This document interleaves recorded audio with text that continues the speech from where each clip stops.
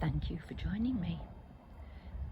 I'm out in my garden on a breezy day, but the sun is shining,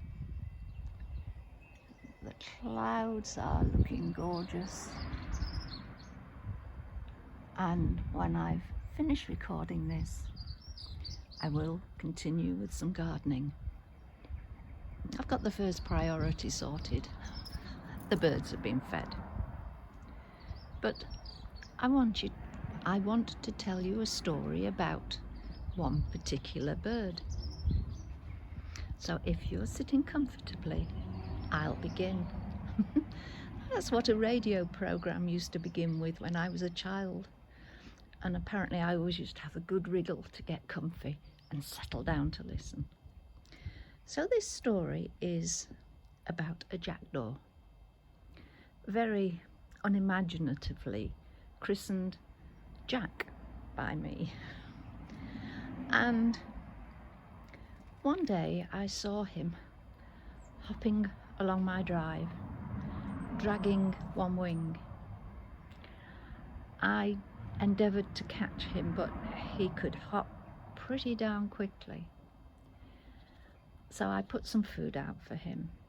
Anyway, a couple of days later he disappeared, and I thought that was the end of Jack. But then he reappeared, minus the trailing wing, which actually made life a bit easier for him. And Jack quickly got into a routine, and he would come and sit where this brick with the succulents is 3 times a day, for his breakfast, his lunch and his tea. And I would give him a mix of birdseed, a few nuts, and usually a bit of chopped up fruit, because I'd checked online and apparently they like that. So one day I thought, oh, I've got some very sweet peas that I've just picked. I gave him peas instead of his usual fruit, watched from the conservatory as he picked up a pea and flung it over his shoulder.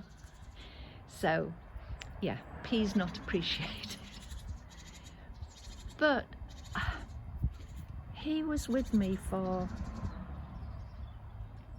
weeks, it must have been months, and the neighbours passing by, they would stop and shout, "Jack, Jack," and he'd come lolloping along across the drive. And I was concerned as winter was approaching. He would quite readily climb up into the tops of those trees, clinging on if it was windy. Not good. It used to petrify me, and I could see if he got stuck part way up, he would go down and try a different route. Clever bird. But as I say, I was concerned about how he would survive in winter. So 2 friends came to my assistance.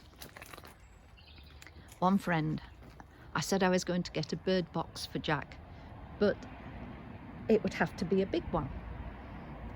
So he arrived with one that he had made that, in all honesty, would have catered for an eagle. We laughed about it and he downsized it somewhat. But then we had to get it up into the tree. Sorry, I'm shuffling amongst shrubs. And there it is. It's got a platform in front. It's on a sturdy metal frame.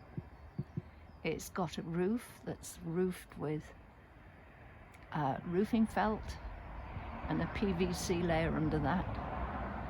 And inside we put straw, hay, and I think an old fleece of mine as well. But then, as he couldn't fly to get there, we put ramps from the various branches around I've taken them all down now, but there were a couple of ramps from this branch here, that one there, so he could hop and get into his house. Whether he actually used it, I don't know, but it was deemed too big a job to dismantle it and get it down, so it's remained up there. I feel I should have a little plaque made, the house built for Jack. As I say, the ramps have gone, but the thought was there.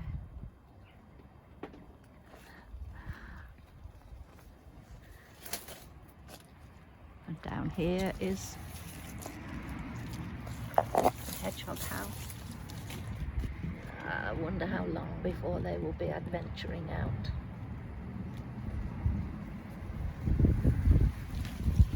A little while yet, I hope.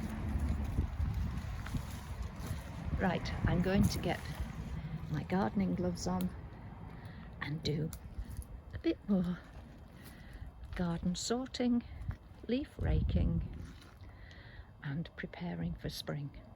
One of the jobs has to be putting that Japanese sculpture back into a vertical position. It's been about the third time that's happened. Thank you for joining me. Take care. Bye for now.